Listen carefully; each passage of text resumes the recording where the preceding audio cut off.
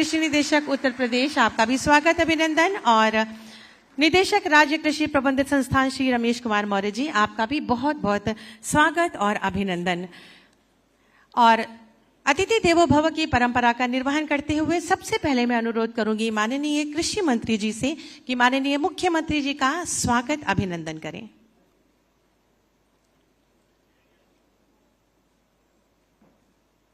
पुष्पगुच्छ के माध्यम से माननीय मुख्यमंत्री जी का स्वागत अभिनंदन।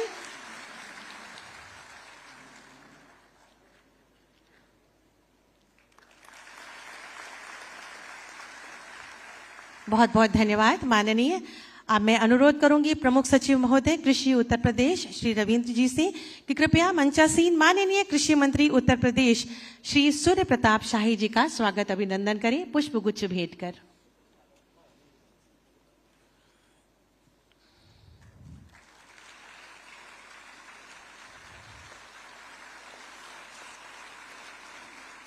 और पुनः अनुरोध करूंगी प्रमुख सचिव महोदय जी से कि मंचासीन माननीय कृषि राज्य मंत्री श्री बलदेव सिंह औलख जी का स्वागत अभिनंदन करें।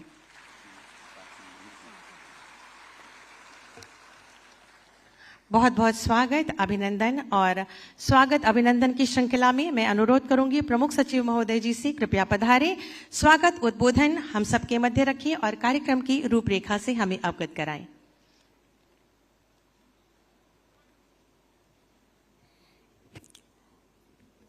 उत्तर प्रदेश के यशस्वी माननीय मुख्यमंत्री जी,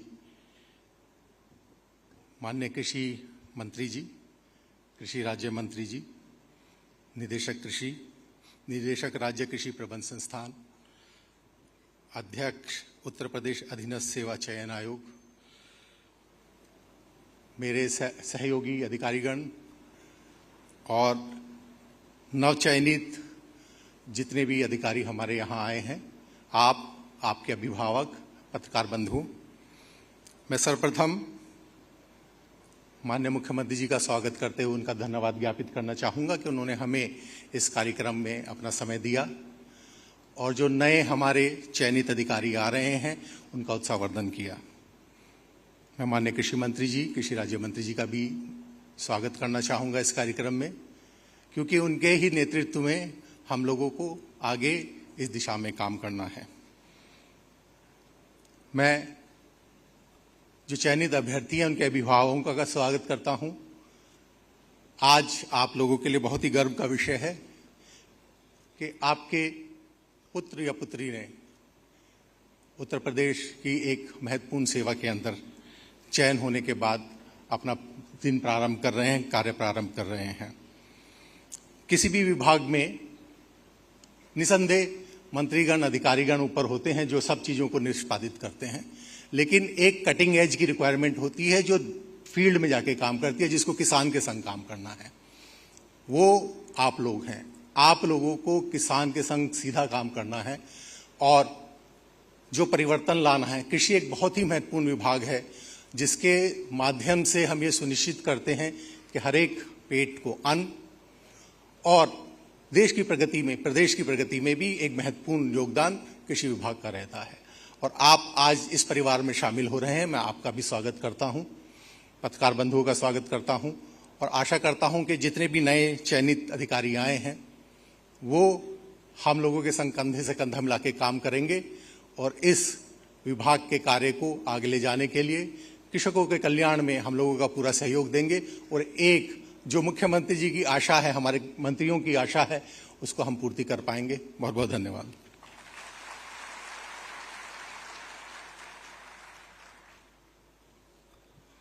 बहुत बहुत धन्यवाद महोदय आपके स्वागत उद्बोधन के लिए। अब मैं बहुत ही आदर और सम्मान के साथ आमंत्रित करूंगी माननीय कृषि मंत्री जी श्री सूर्य प्रताप शाही जी, कृपया पधारें और अपने उद्बोधन से हमें अनुग्रहित करें।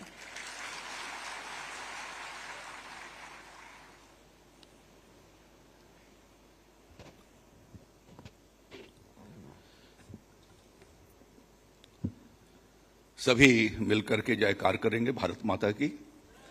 बोलिए भारत माता की, भारत माता की, वंदे वंदे वंदे भारत माता की। आज उत्तर प्रदेश कृषि तकनीकी सहायक के 3,446 पदों की भर्ती के उपरांत नियुक्ति पत्र दिए जाने के इस कार्यक्रम में यहां पर उपस्थित, इसके साथ मंडी परिषद के 126 और अभ्यर्थियों को भी इसके साथ सम्मिलित किया गया है। इस कार्यक्रम के मुख्य अतिथि उत्तर प्रदेश के लोकप्रिय मुख्यमंत्री आदरणीय योगी आदित्यनाथ जी, हमारे सहयोगी मंत्री आदरणीय बलदेव सिंह औलख जी, प्रमुख सचिव कृषि श्री रविंद्र जी, कृषि निदेशक श्री टीएम त्रिपाठी जी, और जिन्होंने इस कार्यक्रम को आगे की ओर बढ़ाया, ऐसे निदेशक प्रसार अभी रहमान खेड़ा के हमारे निदेशक हैं श्री रमेश मौर्य जी, सभागार में उपस्थित सभी नव चयनित प्राविधिक सहायक मेरे मित्रगण, कृषि विभाग के सभी अधिकारीगण, मैं आप सबके माध्यम से उत्तर प्रदेश के लोकप्रिय यशस्वी मुख्यमंत्री योगी आदित्यनाथ जी का करतल ध्वनि से बजा करके हार्दिक स्वागत करने का अपील करता हूं, उनका हार्दिक स्वागत करता हूं। हमारे आदरणीय मुख्यमंत्री योगी जी पिछले 9.5 वर्षों में उत्तर प्रदेश का कायाकल्प किया है, सभी क्षेत्रों में अभूतपूर्व परिणाम दिए हैं। आपके प्रयासों से जहां पर कानून व्यवस्था सुनिश्चित हुई, वहीं पर उत्तर प्रदेश देश की अधिकांश योजनाओं में या तो नंबर 1 पर है या नंबर 2 पर है। बीमारू राज्य से निकाल करके आज विकसित प्रदेशों और आर्थिक रूप से देश का सबसे बड़ा बजट रखने वाला प्रदेश यदि कोई हुआ है तो उत्तर प्रदेश हुआ है। माननीय मुख्यमंत्री योगी आदित्यनाथ जी ने सभी विभागों को यह निर्देश किए थे कि आपके विभागों में जहां पर भी पद रिक्त हैं, नियुक्तियां होनी हैं, उनको नियुक्तियों को कराई जाए। और अब तक प्रदेश के भीतर 9 लाख से अधिक नौजवानों को पारदर्शी, पक्षपात रहित, ईमानदारी के साथ 9 लाख से अधिक नौजवानों को नियुक्ति प्रदान की गई है, जिसमें से आज उत्तर प्रदेश के कृषि विभाग के 3446 पदों के जो यहां पर आए हुए हमारे कृषि परिवार के आज से सदस्य होंगे, मैं इन सबके इस महत्वपूर्ण दिन के अवसर पर फिर से मैं आप सबका स्वागत करता हूं, अभिनंदन करता हूं। इस नियुक्ति के लिए 2024 में हम लोगों ने अधियाचन भेजा था सबऑर्डिनेट कमीशन के पास। 2025 जुलाई में परीक्षा हुई और अक्टूबर में उसके परिणाम आए 2025 में। अभी हम 2026 में उनको नियुक्ति पत्र जारी कर रहे हैं। इसमें सबसे महत्वपूर्ण बात यह है कि कृषि क्षेत्र के भीतर हमारी 689 महिला अभ्यर्थियों का भी चयन इसके भीतर हुआ है, जबकि संख्या उनकी कम यहां पर दिखाई दे रही है, लेकिन कृषि क्षेत्र में उनकी सहभागिता, हम लोगों ने यह प्रयास किया है कि आरक्षण का पालन किया जाए और रोस्टर के अनुसार बिना किसी शंकाओं के और पारदर्शी तरीके से इनको नियुक्तियां प्रदान की जाएं। तैनातियों में हम लोगों ने भी मानव संपदा पोर्टल एनआईसी के द्वारा पोर्टल तैयार कराया और पोर्टल के माध्यम से ही आप लोगों से ये मांगा कि आप 10 विकल्प आप दे दीजिए और कंप्यूटर के माध्यम से ही उस पोर्टल के माध्यम से आपका जिला चयन कर दिया करने की प्रक्रिया पूरी कर दी गई है। आज इस कार्यक्रम में जो हमारे कृषि तकनीकी सहायक उपस्थित हैं वो लखनऊ मंडल के 241, अयोध्या मंडल के 231, देवी पाटन मंडल के 243, कानपुर मंडल के 153, गोरखपुर मंडल के 332, प्रयागराज मंडल के 360, शेष जनपदों में इसी प्रकार के इस कार्यक्रम को रिले भी किया जा रहा है और वहां पर जनप्रतिनिधियों की उपस्थिति में प्रशासन के द्वारा, कृषि विभाग के द्वारा उनको नियुक्ति पत्र प्रदान की जा रही है। मैं विगत वर्षों के भीतर आप अवगत हैं कि उत्तर प्रदेश में कृषि जो हमारी एक अर्थव्यवस्था का मजबूत स्तंभ है, निरंतर इस बात की कोशिश की गई और 2016-17 से लेकर के अब तक खाद्यान्न उत्पादन में 32% की वृद्धि उत्तर प्रदेश के भीतर हुई है। राज्य सरकार के द्वारा बनाई गई नीतियों और उनका जमीनी स्तर पर क्रियान्वयन और आप जैसे पूर्व में कार्यरत कृषि तकनीकी सहायकों के द्वारा ग्रामीण क्षेत्रों में जो उसके प्रसार के कार्यक्रम, कृषि की नई तकनीकी टेक्नोलॉजी आधारित खेती को किया जाना, समय से खेती को किया जाना, इन सब की जो जानकारी दे करके मिलियन फार्मर्स स्कूल के माध्यम से विकसित भारत कृषि के माध्यम से जो अभियान चलाए गए, उसके माध्यम से राज्य के भीतर 32% खाद्यान्न उत्पादन में वृद्धि हुई। उत्तर प्रदेश देश के कुल उत्पादन का 21% आज योगदान दे रहा है। आबादी हमारी 17% है, खेती की जमीन 11% है, लेकिन सरप्लस स्टेट के रूप में हम आगे की ओर बढ़े हैं। और दलहन और तिलहन के उत्पादन की दृष्टि से जो एक चुनौती है 2047 विकसित भारत के लिए, कि हम प्रधानमंत्री जी ने अपील की है, नरेंद्र मोदी जी ने, कि हम आत्मनिर्भर विकसित कृषि बनाएंगे, विकसित भारत बनाएंगे। उसमें आत्मनिर्भरता के क्षेत्र में हम दलहन और तिलहन में आत्मनिर्भर कैसे हो सके, उस चुनौतियों के लिए भी कृषि विभाग ने काम किया है। और विगत वर्षों के भीतर हम लोगों ने दलहन के भीतर तिलहन में 36,33,000 मेट्रिक टन हमने वृद्धि की, पैदा किया है। 12 लाख से चल करके 36,33,000 मेट्रिक टन तक गए। और इसी तरीके से दलहन के उत्पादन में भी 23 लाख मेट्रिक टन से बढ़कर के 34-35 लाख मेट्रिक टन के करीब पहुंचे हैं। और निरंतर ये प्रयास हो रहा है कि कृषि के विविधीकरण के साथ हम दलहन और तिलहन की खेती को आगे की ओर बढ़ाएं और कृषि क्षेत्र के भीतर देश की जो आवश्यकता है, उस आवश्यकता को पूरा करने में अपना योगदान दें। आदरणीय मुख्यमंत्री जी, इसके पहले भी कृषि विभाग ने आपके ही मार्गदर्शन में हम लोगों ने ये तय किया कि हम पदों को भरेंगे। और इसके संदर्भ में 2021-22 में हम लोगों ने 2059 पदों की भर्ती की सबऑर्डिनेट कमीशन के माध्यम से। आपके राज्य में जो भी भर्ती होती है उसको न न्यायालय में उसको चुनौती मिल पाती है और न किसी तरीके के आरोप प्रत्यारोप लगते हैं। प्रयास ये किया गया है कि बिल्कुल पारदर्शिता और निष्पक्षता के साथ इनकी भर्ती को प्रदान किया जाए। और 2021-22 कृषि तकनीकी सहायकों पर 2059 पदों की भर्ती की गई थी। लोक सेवा आयोग के माध्यम से ग्रुप ए, जिसमें पोस्ट पीजी क्लासेज के हमारे बच्चे आते हैं, एमएससी और पीएचडी, उसके भीतर 456 पदों की भर्ती कराई गई।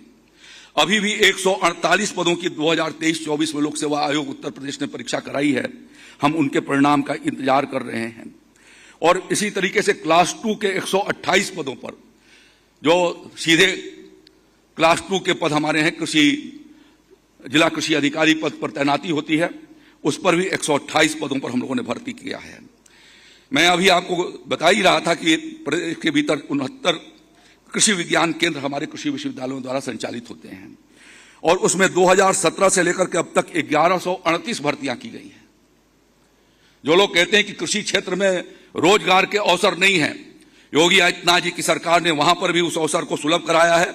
और इसी तरीके से विश्वविद्यालयों के भीतर 450 से ज्यादा पदों पर असिस्टेंट प्रोफेसर, एसोसिएट प्रोफेसर और प्रोफेसर के पद पर तैनाती देकर के कृषि शिक्षा के क्षेत्र के भीतर भी लगभग 1600 तैनातियां उनको प्रदान किया गया है। कोशिश ये हमारी ये है कि हमारे यहां पद भरे रहें। और पद भरने का मतलब यह है कि कृषि क्षेत्र का ग्राउंड लेवल पर हमको उस वर्ग को पहुंचाना, जो आपने अपने लैब में सीखा है, उसको किसान के खेत तक पहुंचा करके उस खेती के क्षेत्र को हम आगे की ओर बढ़ा सके। इस उद्देश्य से, क्योंकि उत्तर प्रदेश ही नहीं, देश का भी महत्वपूर्ण यदि माने अर्थव्यवस्था का ऋण माने तो वो कृषि है। और इसी नाते माननीय प्रधानमंत्री नरेंद्र मोदी जी ने और उत्तर प्रदेश के मुख्यमंत्री योगी आदित्यनाथ जी के नेतृत्व में इन दोनों के एजेंडे पर हमेशा कृषि क्षेत्र रहा है। उत्पादन को बढ़ाया जाना, उत्पादन बढ़ने के साथ साथ उसकी खरीद की समुचित व्यवस्था किया जाना, उसकी एमएसपी को बढ़ाई जानी, गन्ने की कीमतों को बढ़ा करके और साथ साथ में उत्पादकता को बढ़ाया जाना, और बीज से लेकर के बाजार तक की एक इंटीग्रेटेड व्यवस्था कराए जाने में जो आपने मार्गदर्शन दिया है। आज उत्तर प्रदेश कृषि क्षेत्र के भीतर देश का सभी क्षेत्रों में यदि मैं कहूं, खाद्यान्न उत्पादन के क्षेत्र में भी, दलहन में भी हम लोग मसूर में अब नंबर 1 पर पहुंच गए हैं। धान के उत्पादन में भी हम नंबर 1 पर पहुंच गए हैं। हमारी उत्पादकता भी बहुत तेजी से बढ़ रही है। गन्ना के उत्पादन में भी हम नंबर 1 पर हैं। चीनी उत्पादन में नंबर 1 पर हैं। दूध और फलों के उत्पादन में भी, सब्जियों में भी हम नंबर 1 पर हैं। तो ये कोशिश, आपकी कोशिश जो रही है, आपकी प्रेरणा जो रही है, और हम सब लोगों ने मिलकर के जो कोशिश किया है, उस कोशिश का ये परिणाम है कि निरंतर आगे अब क्षेत्र आगे की ओर बढ़ रहा है। मैं इस अवसर पर आदरणीय प्रधानमंत्री नरेंद्र मोदी जी को भी धन्यवाद देना चाहता हूं, जिन्होंने बुंदेलखंड के भीतर विद्यार्थियों के कृषि शिक्षा की दृष्टि से उन्होंने रानी लक्ष्मीबाई कृषि विश्वविद्यालय की, केंद्रीय विश्वविद्यालय की स्थापना 2018 में कराई। और आपका इसलिए आभारी हूं और धन्यवाद देना चाहता हूं कि आपने गोरखपुर मंडल के भीतर 5वां कृषि विश्वविद्यालय कुशीनगर के भीतर महात्मा बुद्ध कृषि प्रौद्योगिकी विश्वविद्यालय की स्वीकृति आपने प्रदान किया। यह संकेत करता है कि कृषि शिक्षा के लिए माननीय मुख्यमंत्री जी कितने गंभीर हैं। मैं आज की इस अवसर पर आपका पुनः स्वागत करता हूं और सभी चयनित अभ्यर्थियों का जो यहां पर इस कार्यक्रम के भीतर हैं या जनपदों के भीतर हैं, मैं सभी का अभिनंदन करते हुए, आपके चेहरों की ये मुस्कान बता रही है। आप में से कोई भी बच्चा, चुनौती के साथ हम लोग कह सकते हैं कि एक बच्चा बताएगा कि 1 रुपया भी किसी ने लिया है तो हम लोग जो है कुछ भी करने के लिए तैयार हैं। ये मैं चुनौती दे रहा हूं। लोग अफवाहों को पैदा करने की कोशिश करते हैं और अफवाहों से काम नहीं चलता। देश तो जो है वो जमीनी हकीकत से चलता है, उसके लिए व्यवस्था बनानी पड़ती है। आदरणीय योगी जी ने उस व्यवस्था को बनाई और इसके नाते आज पूरे प्रदेश में पारदर्शी भर्तियां हो रही हैं। इसके लिए मैं बहुत बहुत धन्यवाद देते हुए अपनी बात समाप्त करता हूं। भारत माता की जय।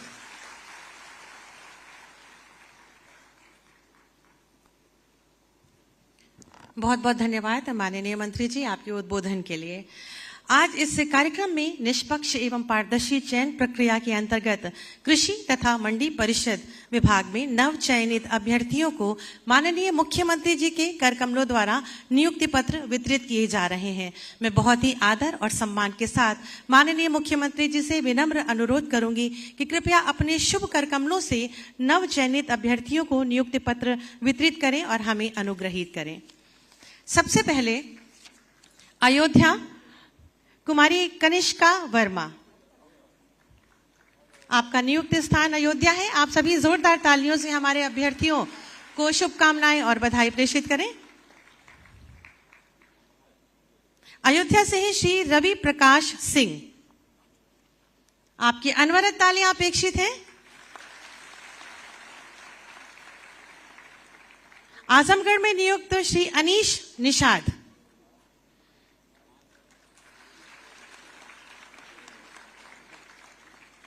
लखीमपुर श्री लवकुश यादव, अयोध्या सुश्री दिशा सिंह,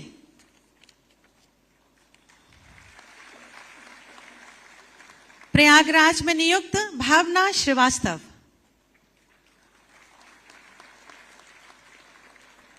गोंडा श्री अमित कुमार मौर्य।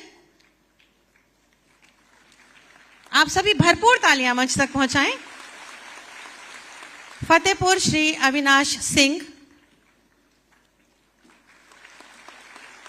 जालौन मोहम्मद अफरोज, अयोध्या सुश्री जूही वर्मा,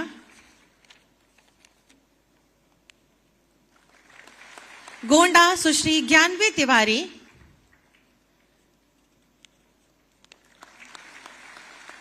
मिर्जापुर सुश्री प्रगति सिंह,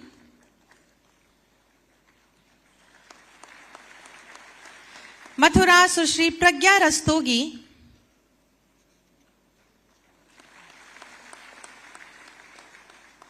कौशाम्बी श्री पवनेश कुमार, प्रयागराज श्री शुभम कुमार, गोरखपुर कुमारी उपासना,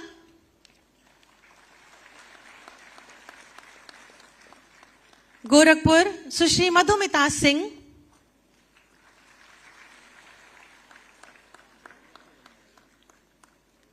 लखनऊ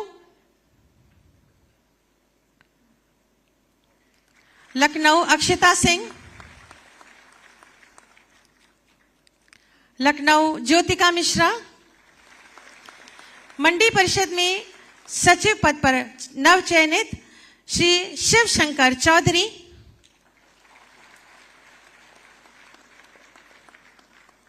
श्री विनोद कुमार,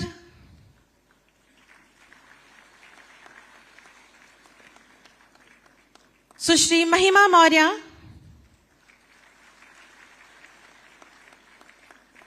सुश्री खुशनुमा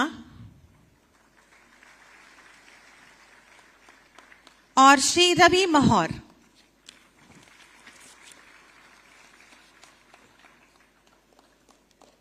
आप सभी को बहुत सारी शुभकामनाएं और बधाई। बहुत बहुत धन्यवाद, आभार माननीय मुख्यमंत्री जी। आत्मनिर्भर युवा ही उत्तर प्रदेश के विकास का आधार है। ऐसी भावना से विरासत और विकास के मूल मंत्र के साथ आत्मनिर्भर उत्तर प्रदेश का निर्माण कर रहे हैं माननीय मुख्यमंत्री श्री योगी आदित्यनाथ जी, जिनकी प्रेरणा और मार्गदर्शन में आज हमारे युवा लगभग हर क्षेत्र में रोजगार प्राप्त करने के साथ रोजगार सृजित भी कर रहे हैं। उत्तर प्रदेश के सर्वांगीण विकास को कृत संकल्पित यशस्वी माननीय मुख्यमंत्री जी से विनम्र अनुरोध है कि कृपया अपने शुभाशीर्वचनों से हम सब का मार्ग प्रशस्त करें। जोरदार तालियों से माननीय का स्वागत करें।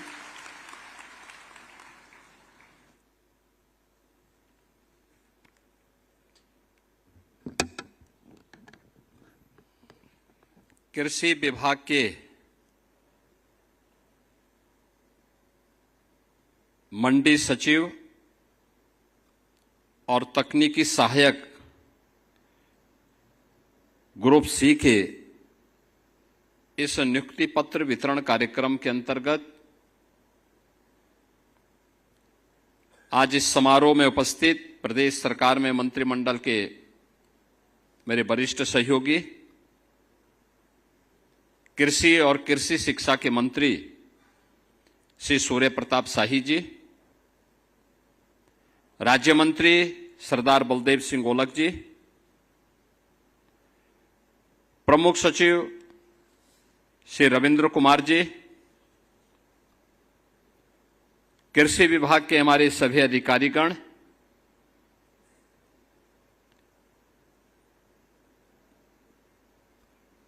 प्रदेश की राजधानी लखनऊ में नियुक्ति पत्र वितरण के अंतर्गत हुए आज के इस कार्यक्रम में उपस्थित सभी अभ्यर्थीगण और प्रदेश के अलग अलग जनपदों में आयोजित कार्यक्रमों में उपस्थित सभी जनप्रतिनिधिगण और अभ्यर्थीगण, उपस्थित बहनों और भाइयों, आदरणीय प्रधानमंत्री जी की प्रेरणा से मिशन रोजगार के अंतर्गत नियुक्ति पत्र वितरण के क्रम में अब आज हम यहां पे कृषि विभाग से जुड़े हुए मंडी सचिव और तकनीकी सहायक के नियुक्ति पत्र वितरण के इस कार्यक्रम के साथ यहां पर उपस्थित हुए हैं। मैं सबसे पहले 3,400 से अधिक नवचयनित आप सभी अभ्यर्थियों का हृदय से उत्तर प्रदेश सरकार का कृषि विभाग का हिस्सा बनने के लिए अभिनंदन करता हूं, हृदय से बधाई देता हूं और आपके अभिभावकों को, आपके माता पिता को, आपके गुरुजनों को भी इस अवसर पर हृदय से बधाई देता हूं।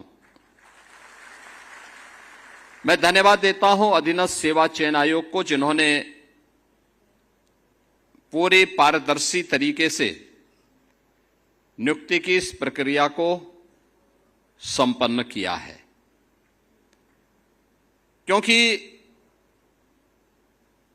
आज के दिन पर पारदर्शी तरीके के साथ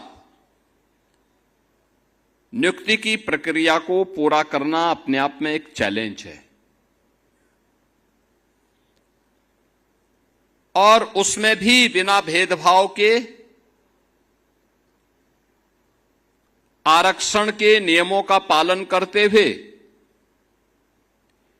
योग्य अभ्यर्थियों को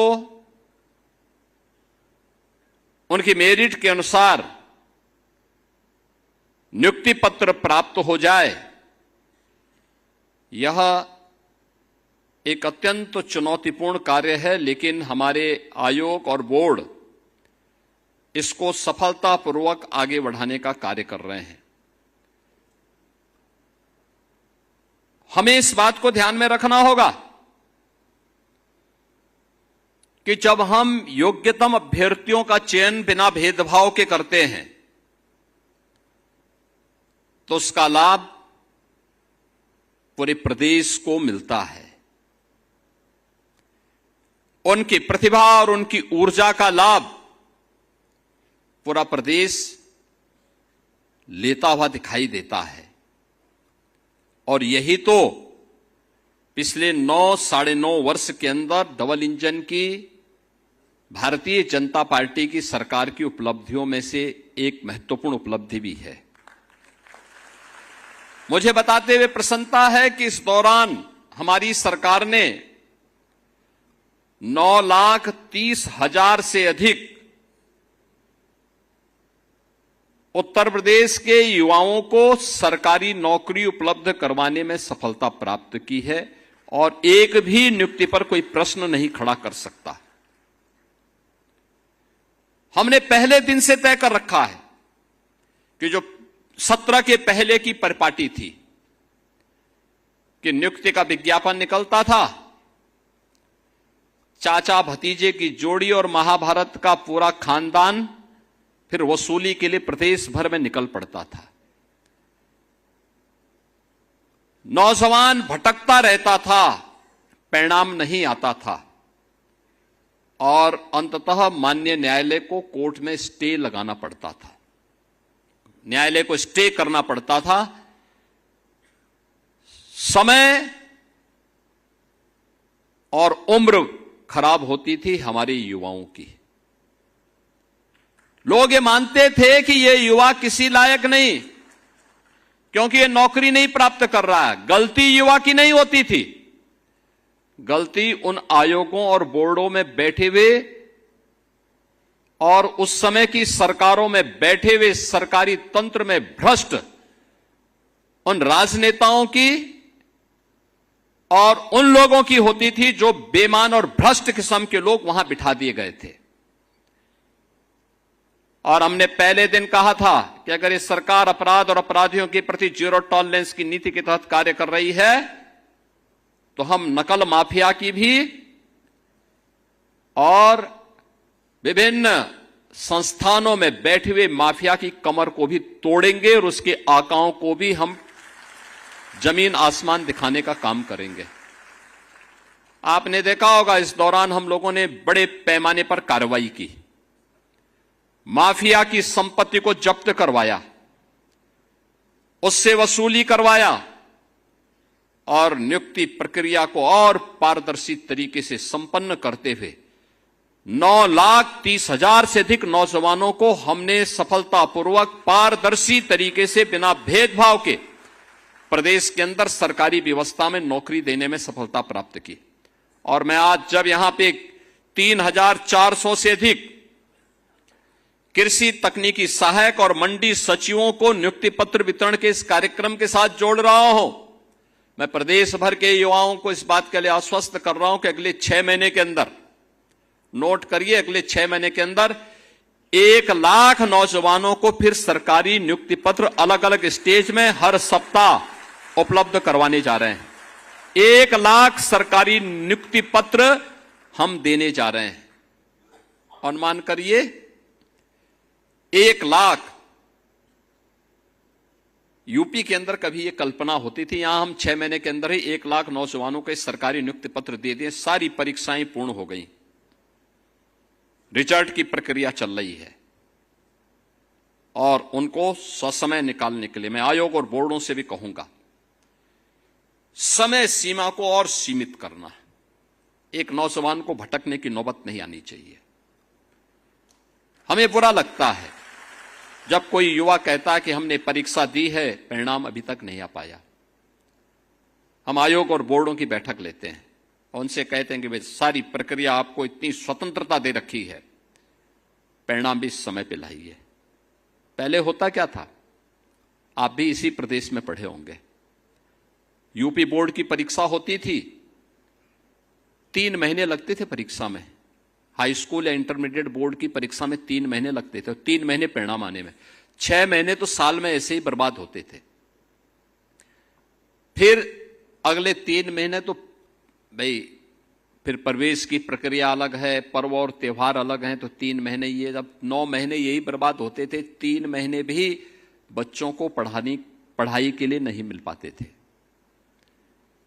और तब सरकार क्या बोलती थी कि नकल तो हमारा जन्मसिद्ध अधिकार है, यानी नकल करवाते थे, नौजवान को किसी लायक नहीं छोड़ते थे। सस्ती लोकप्रियता हासिल करने के लिए उन्होंने प्रदेश के नौजवानों के सामने पहचान का संकट खड़ा किया था। तात्कालिक रूप से नौजवान को लगता था कि हितैषी नहीं थे, दुश्मन थे युवाओं के, जिन्होंने पहचान का संकट खड़ा किया था आपके सामने। और आज जो 6 महीने लगते थे परीक्षा में, हमने उसको घटा करके, मैं जब पहली बैठक किया था 2017 में, मैंने आज बोर्डों, उत्तर प्रदेश माध्यमिक शिक्षा बोर्ड को बुलवाया। मैंने कहा भाई आपकी परीक्षा कितना समय लगता है? उन्होंने कहा साहब 3 महीना। मैंने कहा परिणाम आने में? उन्होंने कहा 3 महीना। मैंने कहा इसको 1 महीना करो। उन्होंने कहा नहीं हो पाएगा। तो मैंने कहा कुर्सी छोड़ो, मैं 1 महीने के अंदर कराऊंगा, 1 महीने के अंदर कराऊंगा। और आज मुझे आपको बताते हुए प्रसन्नता है, मैं 14 दिन में यूपी बोर्ड की परीक्षा कराता हूं और अगले 14 दिन में उसका परिणाम भी दिलाता हूं। 56 लाख अभ्यर्थी उस परीक्षा में होते हैं, 56 लाख बच्चे बैठते हैं। 14 दिन में परीक्षा और 14 दिन में परिणाम, 1 महीने से भी कम समय में अब यूपी का नौजवान देश के अंदर कहीं भी एडमिशन ले सकता है। पहले पता लग रहा है वो चला आ रहा, परीक्षा हो रही है। वो फरवरी से शुरू होती थी और पता लगा जून तक परीक्षा हो रही है। और जून में जब तपती हुई गर्मी में कोई बच्चा गिरता था कहीं, कोई गिरता था कहीं, उतनी भीषण गर्मी में जब लू चलती थी तब परीक्षा कराई जा रहे हैं। मैंने उच्च शिक्षा वालों से भी कहा है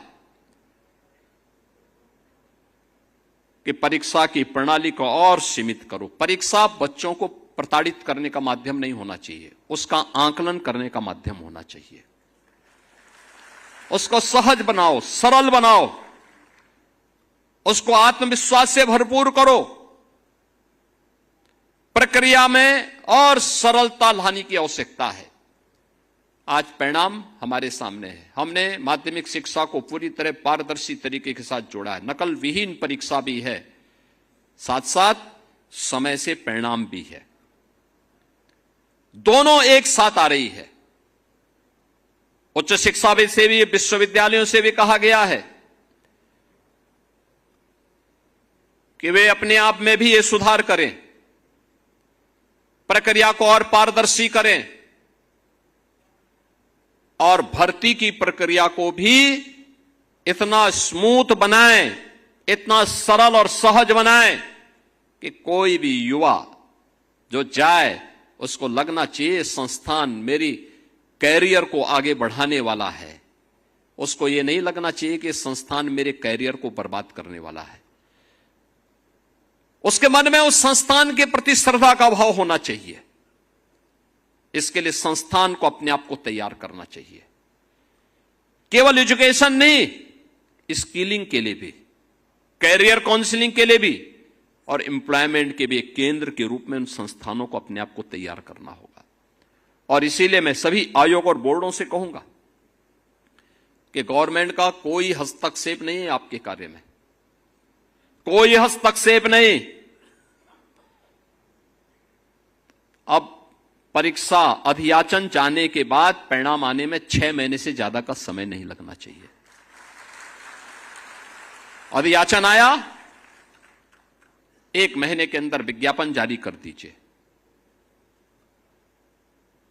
अगले 2 महीने के अंदर परिणाम परीक्षा करवा करके अगले 1 महीने के अंदर परिणाम ला दीजिए और 6ठे महीने इन नौजवानों के हाथों में परिणाम इनका आ जाना चाहिए। लंबी प्रक्रिया नहीं होनी चाहिए। उसको सरल बनाओ, सहज बनाओ, जिससे वह युवा अपने आप को तैयार कर सके, एक उत्साहपूर्ण तरीके से अपनी ऊर्जा का लाभ दे सके। हमने देखा है, जब हम अपनी युवा ऊर्जा को प्रोत्साहित करते हैं, उसको साथ लेकर के चलते हैं, परिणाम आते हैं। याद करिए, यही उत्तर प्रदेश 2017 के पहले बीमारू राज्य कहा जाता था। बीमारू राज्य था, युवा पलायन कर रहा था, किसान आत्महत्या कर रहा था, बेटी के सामने सुरक्षा का संकट था, व्यापारी माफिया से तबाह था, किसान अपने खेत में जाने से डरता था। खेत में अगर उसने मोटर लगा रखी है तो कब चोरी हो गई उसको पता ही नहीं होता था। यह यूपी के अंदर होता था। और आज मुझे बताते हुए प्रसन्नता है, आज मुझे बताते हुए प्रसन्नता है, हमने जो 9,30,000 नौजवानों को, यूपी के नौजवानों को यूपी के अंदर नौकरी दी है। परिणाम क्या है? इन 9 लाख ने हमें यूपी के अंदर डेमोग्राफिक डिविडेंड के रूप में यूपी को उससे लाभान्वित किया है। यूपी की अर्थव्यवस्था को 3 गुना करने, यूपी की प्रति व्यक्ति आय को 3 गुना करने में इन नौजवानों ने योगदान दिया है। इनकी प्रतिभा का लाभ हमने उठाया है। पिछली सरकारें युवाओं के भविष्य के साथ खिलवाड़ करती थी, एक छात्र के जीवन के साथ खिलवाड़ करती थी, नौकरी बंदर बांट करके पैसे के बल पर देती थी। मैं जब यहां पे नियुक्ति पत्र वितरण कर रहा था, मुझे अच्छा लग रहा था इन नौजवानों के चेहरे की चमक को देख करके कि आज उसके जीवन का एक महत्वपूर्ण दिन है, क्योंकि उसको बिना किसी लेन देन के, बिना किसी सिफारिश के, बिना किसी पैसे लेन देन के आज उसको नियुक्ति पत्र प्राप्त हो रहा है। उसके सपनों को एक उड़ान मिल रहा है। 2017 के पहले संभव नहीं था। और यही कारण है, जब इस युवा ऊर्जा को यूपी के विकास के साथ जोड़ा गया, आज परिणाम क्या है? ये युवा यूपी को बीमारू राज्य से उभार करके भारत की टॉप 3 इकोनॉमी के रूप में उत्तर प्रदेश को स्थापित करने में सफल हुआ है। परिणाम यहां से आता है। कोई सरकार ये कहे कि हम युवाओं की उपेक्षा करके विकास कर लेंगे, परिणाम ला देंगे, ये दिवा स्वप्न है, कभी नहीं हो सकता। 2017 के पहले यूपी के सामने संकट था, इसलिए क्योंकि इन युवाओं की उपेक्षा हुई थी, उनके जीवन के साथ खिलवाड़ होता था, उन्हें हर प्रकार से अपमानित होना पड़ता था। अपने प्रदेश में तो नौकरी नहीं मिलती थी, लेकिन यूपी की छवि इतनी खराब थी, कर्फ्यू, दंगा, उपद्रव, भ्रष्टाचार, ये यूपी की पहचान बन चुकी थी। तो यूपी के बाहर भी उसको पहचान के संकट के दौर से गुजरना पड़ता था। हताश और निराश युवा पलायन करने के लिए मजबूर होता था, पहचान छुपाने के लिए मजबूर होता था। आज मैं आप सभी युवाओं से कहता हूं, आज आपके सामने पहचान का संकट नहीं है। आप यूपी के अंदर भी और यूपी के बाहर भी, दुनिया भी आपका स्वागत करने के लिए पूरी तरह तैयार है। अभी आपने देखा होगा परसों और नरसों 3 दिन हमने यहां पे 19, 20, 21 में जापान, जो दुनिया के अंदर अपनी टेक्नोलॉजी के लिए और अपने कमिटमेंट के लिए जाना जाता है, जापान के 240 एक बड़े प्रतिनिधि मंडल में, जिसमें वहां के बड़े नेता थे, नौकरशाह थे, उद्यमी थे, वे लोग यूपी का दौरा किए। यूपी के साथ पहली बार इतना बड़ा दल भारत की यात्रा पे आया था, पहली बार आया। यानी जापान के साथ हमारे सैकड़ों वर्षों के सांस्कृतिक संबंध हैं। जापान के साथ भारत के राजनीतिक संबंधों के 75 वर्ष पूरे हो रहे हैं, लेकिन पहली बार जापान का इतना बड़ा दल भारत के अंदर आया था और भारत में भी उन्होंने किसी राज्य को चुना, यूपी को चुना, और उन्होंने कहा कि साहब हम यूपी के यूथ को जापान में नौकरी देना चाहते हैं, यूपी के नौजवान को जापान में नौकरी देना चाहते हैं। 2017 के पहले तो कोई नहीं आता था, कोई नहीं आता था। आज दुनिया आ रही है, जर्मनी आ रहा है, इजराइल आ रहा है, कहता है साहब यूपी के नौजवान को हमारे यहां भेजिए, हम भी अपने यहां नौकरी देना चाहते हैं। और मुझे अच्छा लगता है जब यूपी के नौजवानों की लोग तारीफ करते हैं। इजराइल में हम लोगों ने 5,000 नौजवान भेजे। मैंने वहां की सरकार से कहा, मैंने कहा भाई हमारे युवा जाएंगे तो वहां युद्ध नहीं लड़ेंगे, आप उनसे काम लीजिए, पैसा नहीं काटेंगे, उनके रहने खाने की व्यवस्था करिए। उन्होंने कहा हम करेंगे। मुझे बहुत अच्छा लगता है जब मैं उनका हालचाल लेता हूं। वे सभी नौजवान वहां खुशी से रह रहे हैं, 1.5 लाख रुपए महीना प्राप्त करते हैं, खाना पीना सब फ्री, और अपने घर को पैसा भी भेज रहे हैं। मैं उनमें से कुछ नौजवानों से पूछता हूं कि भाई वापस आने, और कह रहे हैं साहब अच्छा खासा पैसा मिल रहा है, काहे हम वापस आएंगे, अभी जब आप कहेंगे तब आ जाएंगे, लेकिन अभी हमें यहां नौकरी करने दिया जाए। यानी इजराइल युद्ध लड़ रहा था, तब भी युवा वहां का, हमारा यूपी का गया हुआ युवा वहां काम कर रहा था। उसे कोई अपने कार्य में व्यस्त था। आज दुनिया मांग रही यूपी के नौजवानों को। 17 के पहले तो यह स्थिति नहीं थी। आज यूपी के अन्नदाता किसान के खेत से कोई मोटर चोरी करके नहीं लेके जाता है। उसको मालूम है कोई चोरी करेगा तो अगले दिन लंगड़ जरूर हो जाएगा।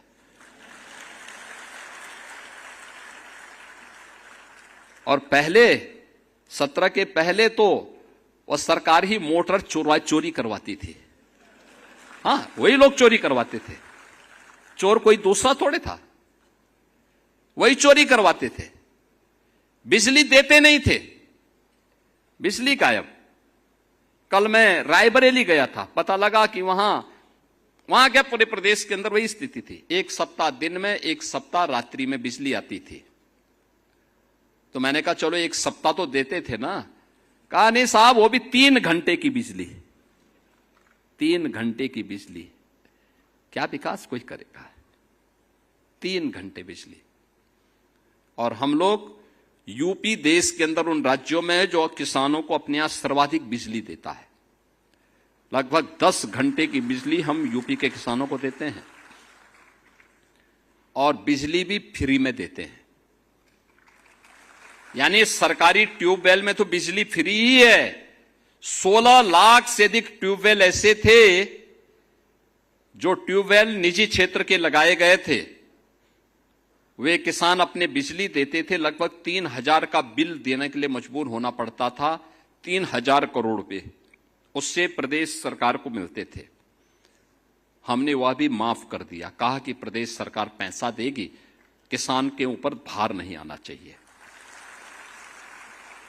पहली बार उत्तर प्रदेश में किसान को न्यूनतम समर्थन मूल्य का दाम मिला है, पहली बार मिला है। गन्ना किसान तबाह था।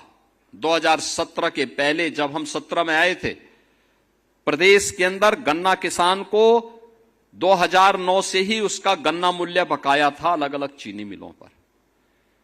2007 से 17 के बीच में तत्कालीन समाजवादी पार्टी और बहुजन समाज पार्टी ने 29 चीनी मिलों को बंद किया था। 21 चीनी मिलों को औने पौने दाम में बेच दिया था। हमारे गोरखपुर मंडल की एक चीनी मिल, जिस चीनी मिल की केवल स्क्रैप ही स्क्रैप, उस समय हमारे कृषि मंत्री विधायक थे, और उन्हीं के जनपद की एक चीनी मिल मात्र 3 करोड़ रुपए में बेची गई थी, जबकि अगर उसके स्क्रैप ही स्क्रैप को बेचते तो भी उसका दाम 10 करोड़ मिलता उस समय। और जमीन के दाम आज के दिन पर अगर उस जमीन को देखेंगे, उस जमीन की कीमत आज के दिन पे 1000 करोड़ रुपए की है। हमने उस माफिया को उठाने नहीं दिया था उस समय पे, सांसद था मैं, लेकिन आंदोलन हम लोगों ने किया था। इस सरकारी जमीन पर डकैती नहीं डालने देंगे। ये तत्कालीन सरकारें करती थी, चीनी मिलों को बंद करती थी। और आज 122 चीनी मिलें हम चला रहे हैं। 3,25,000 करोड़ रुपए अब तक हम गन्ना किसानों के खाते में सीधे डीबीटी के माध्यम से पैसा भेज चुके हैं। यूपी ने अपने कृषि विकास की दर को 8% से बढ़ा करके 18% तक पहुंचाने में सफलता प्राप्त की है। ये कभी नहीं हुआ, पहली बार यूपी के अंदर हो रहा हो। अब तो यूपी के अंदर किसान को सुविधाएं मिल रही है। प्रधानमंत्री फसल बीमा योजना का मिल रहा है, स्वास्थ्य हेल्थ कार्ड का मिल रहा है, केसीसी के माध्यम से बैंक से आसानी से पैसा उपलब्ध हो पा रहा है। प्रधानमंत्री किसान सम्मान निधि में लगभग 3 करोड़ किसान यूपी के अंदर आच्छादित होकर के सालाना 6,000 रुपया प्राप्त कर रहे हैं। तमाम प्रकार की सुविधाएं किसानों को दी जा रही हैं। और मेरा मानना है यूपी के कृषि विकास की दर को हमें आगे बढ़ाना है। इतना कार्य इसलिए हम, क्योंकि मैं मानता हूं यूपी के अंदर जितनी उर्वरा भूमि है, जितना जल संसाधन है, दुनिया के अंदर कहीं नहीं है। किसी के पास इतना सामर्थ्य नहीं है। और उन स्थितियों में हमें इस बात को ध्यान रखना होगा कि 18% को हम बढ़ा करके 30% तक पहुंचा सकते हैं। ये संभव है। इसके लिए हमें उन्हें अच्छी क्वालिटी के बीज उपलब्ध करवाने पड़ेंगे। और चौधरी चरण सिंह जी के नाम पर लखनऊ में सीड पार्क का निर्माण का कार्य प्रारंभ हो रहा है। समय पे क्वालिटी सीड किसानों को प्राप्त हो सके, लखनऊ में बन रहा है। कृषि विज्ञान केंद्र 17 के पहले किसान कहीं एजेंडे में नहीं था। तत्कालीन सरकार के एजेंडे में किसान था ही नहीं। मुझे याद है 2014-15 में हुदहुद एक साइक्लोन आया था। उसके कारण असमय अतिवृष्टि की स्थिति पैदा हुई थी। साल भर ऐसे ही है जैसे इस बार अल नीनो है। असमय बारिश, अतिवृष्टि, अनावृष्टि, इसके दौर से जब किसान को आवश्यकता होती थी बारिश की, तब बारिश नहीं होती थी। लेकिन जब उसको लगता था कि अब बारिश न हो, तब बारिश होने लगती थी। और उस समय 14-15 में आया था हुदहुद साइक्लोन। इसके कारण वर्ष भर का फसल चक्र बिगड़ा था। भारत सरकार ने आपदा राहत से पैसा उपलब्ध करवाया था और 14-15 का पैसा 2017 तक नहीं बंट पाया था। 17 में हमने वो पैसा किसानों को बांटा था। जब मैं मुख्यमंत्री बन गया तब हमने बांटा था। साई जी उस समय कृषि मंत्री बन गए थे, तब ये पैसा हमने किसानों को बांटा था। आज कोई आपदा आती है, हमने किसान के लिए भी व्यवस्था की है कि कहीं वन्य जीव से संघर्ष हो जाए या आकाशीय बिजली की चपेट में आ जाए या किसी सर्पदंश की चपेट में कोई किसान या बटाईदार या किसान के परिवार का कोई सदस्य आ जाए, तत्काल इसे आपदा राहत की श्रेणी में लेकर के 5 लाख रुपए की सहायता उस परिवार को तत्काल दे दी जाए। तत्काल दी जाए। हम लोग तत्काल देते हैं। 24 घंटे के अंदर पैसा उस परिवार को मिलती है। अगर कहीं पे अतिवृष्टि अनावृष्टि के कारण खेत को नुकसान हुआ है, फसल बीमा का पैसा मिलेगा बाद में, लेकिन आपदा राहत का पैसा उसको परिवार को तत्काल, उस किसान को तत्काल मिल जाना चाहिए। ये करने की इच्छा शक्ति होनी चाहिए। लेकिन इसके लिए सरकार ने सिंचाई के दायरे को भी बढ़ाया। जब पहले किसान एजेंडे का हिस्सा ही नहीं था तो कैसे ये लोग बढ़ाते? आप सोचिए, हम लोगों ने सबसे पहले 2017 में आने के बाद 2018 में बाण सागर की परियोजना पूरी की। 2.5 लाख हेक्टेयर भूमि को ये सिंचाई की सुविधा दे रही है। फिर हमने अर्जुन सहायक परियोजना को बुंदेलखंड की दिशा से इसको पूरा करवाया। इसने महोबा से लेकर के बांदा तक सिंचाई की सुविधा को आच्छादन बढ़ाया।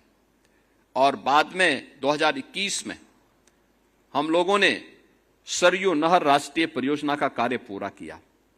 ये बहराइच से लेकर के गोरखपुर तक 9-10 जनपदों को 14 लाख हेक्टेयर भूमि को सिंचाई के अतिरिक्त सुविधा दे रही है।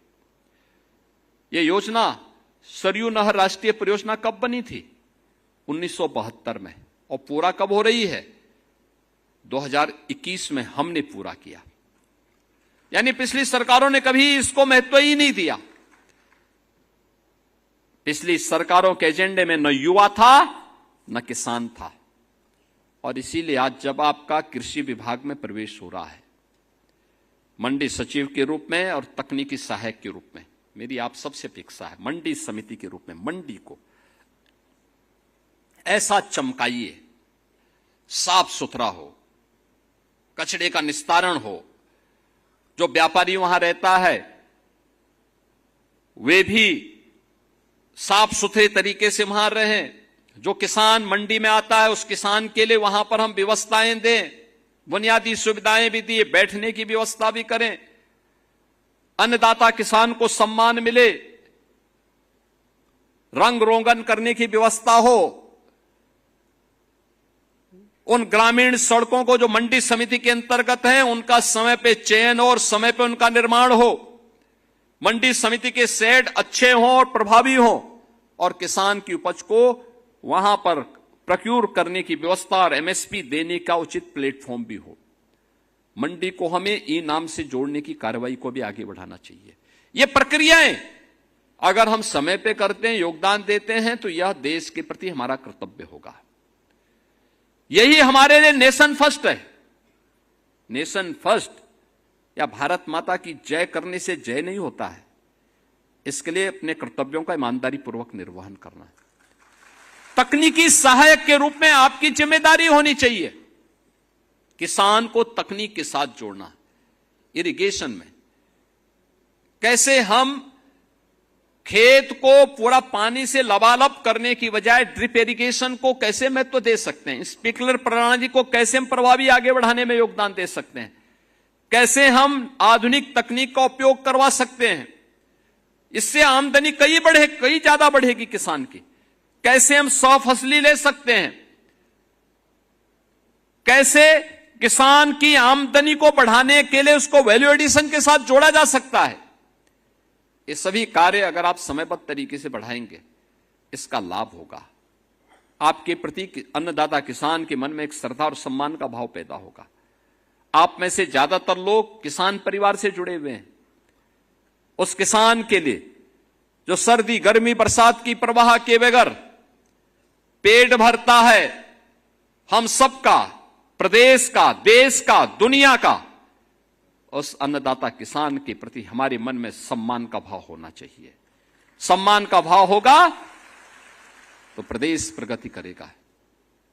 आप देख रहे होंगे चीनी की क्राइसिस की चर्चा की चल रही है, लेकिन यूपी में चीनी की कमी नहीं। यूपी की एक महीने की कुल खपत है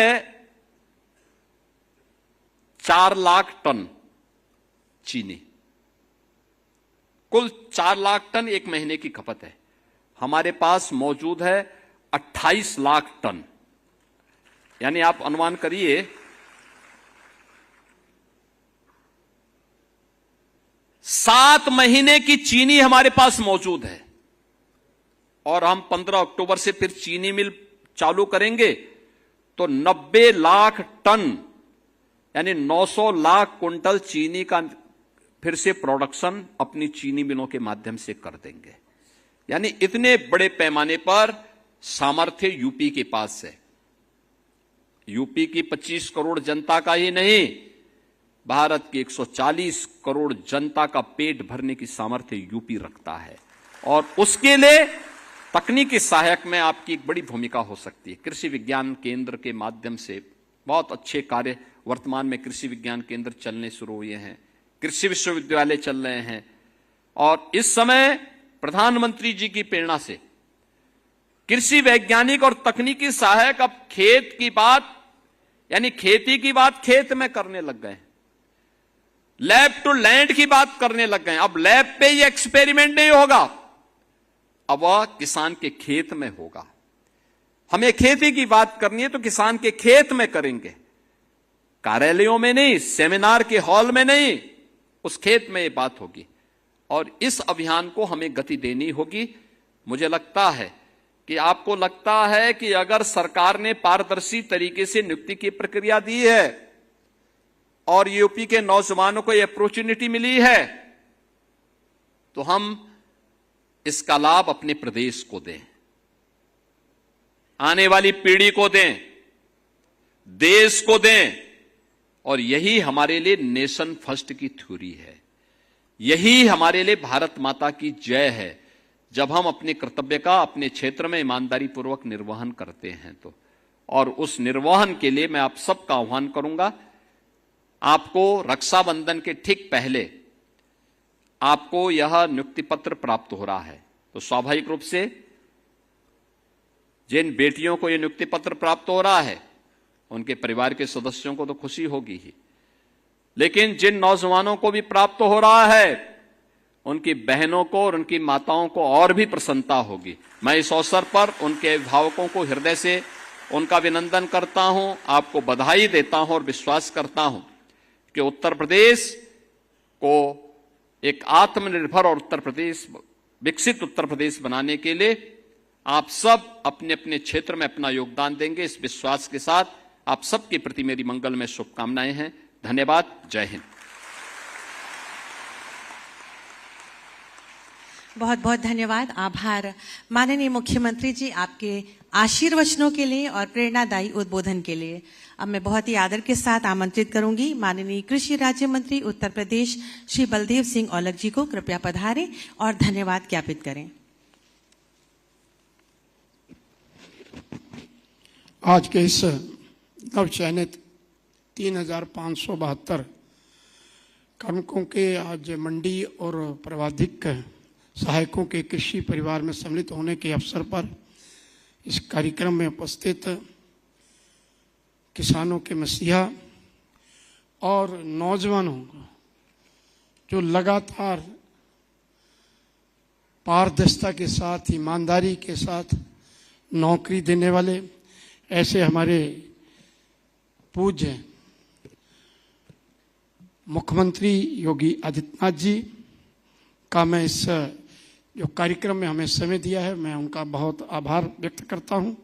प्रदेश के ऊर्जा कृषि मंत्री आदरणीय सूर्य प्रताप शाही जी जो हमेशा किसानों के लिए मनन चिंतन करते रहते हैं, उनका भी इस कार्यक्रम में मैं धन्यवाद स्थापित करता हूं। और प्रदेश के कृषि विभाग के लिए आज का दिन बहुत ही महत्वपूर्ण है। विभाग के मानव संसाधन की यह के रूप में विभिन्न कार्यक्रमों को और अधिक गति देगी। इन कार्यक्रमों के शीघ्रता से और पारदर्शिता के साथ चयन और पद स्थापना की कार्रवाई के लिए मैं प्रमुख सचिव कृषि को रविंदर जी को बधाई देता हूं। और कृषि निर्देशक द्वारा इस भव्य कार्यक्रम में आयोजन में एक प्रदेश के सभी जनपदों के समारोह पूर्वक नियुक्ति पत्र वितरित करने के लिए कार्रवाई के लिए उन्हें भी मैं बहुत बहुत धन्यवाद ज्ञापित करता हूं। और मैं खास करके माननीय मुख्यमंत्री जी का कि जो 9.5 साल हो गए, इन नौजवानों को मैंने ऐसे नहीं कहा कि ऐसे मुख्यमंत्री जो किसानों की तरफ भी, व्यापारियों की तरफ भी, नौजवानों की तरफ भी पारदर्शिता के साथ 9.5 साल में 9.5 लाख ही नौकरियां नौजवानों को और एमएसआई के साथ युवाओं को जोड़ने का आपने उनके परिवारों में नहीं, माननीय मुख्यमंत्री जी, हर उत्तर प्रदेश के हर नागरिक को भरोसा दिया, विश्वास दिया है कि ईमानदारी के साथ भी ये 9.5 साल में जो आपके नेतृत्व में कार्य हुए हैं, आप ईमानदारी से उनको देने का काम किया है।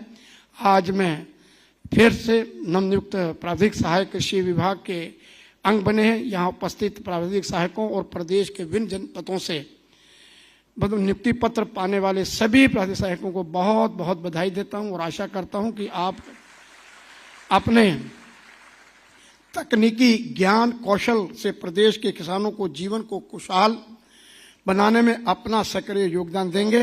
इन सभी कर्मियों को मैं हृदय से बधाई देता हूं और खास करके फिर मैं अपने माननीय मुख्यमंत्री जी को कि इन नौजवानों की नियुक्ति पत्र देने का जो आपने बहुत ही कीमती समय निकाल के यहाँ पर हमें दिया है, मैं उनका बहुत बहुत सारे छात्रों की तरफ से, अपने सारे कर्मचारियों की तरफ से आपको बहुत बहुत बधाई और धन्यवाद देता हूं।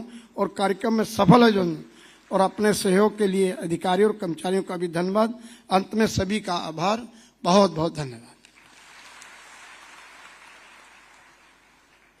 बहुत बहुत धन्यवाद माननीय। अब मैं बहुत ही आदर के साथ माननीय मुख्यमंत्री जी से अनुरोध करूंगी कि हमारे नव चयनित अभ्यर्थियों के साथ एक समूह चित्र खिंचवा कर उन्हें आशीर्वाद दें।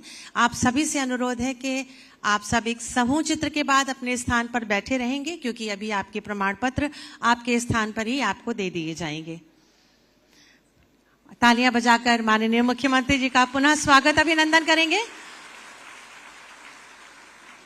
माननीय मुख्यमंत्री जी, हमारे माननीय मंत्रीगण, आप सभी के साथ समूह चित्र के लिए आप सभी अपने स्थान पर बैठ जाएं, व्यवस्थित हो जाएं। आप सभी व्यवस्थित हो जाएं, कृपया शांत रहें। अपने अपने चेहरों पर आत्मसम्मान और स्वावलंबन की मुस्कान लाएंगे ताकि ये जो चित्र आपका है ये अविस्मरणीय हो जाए।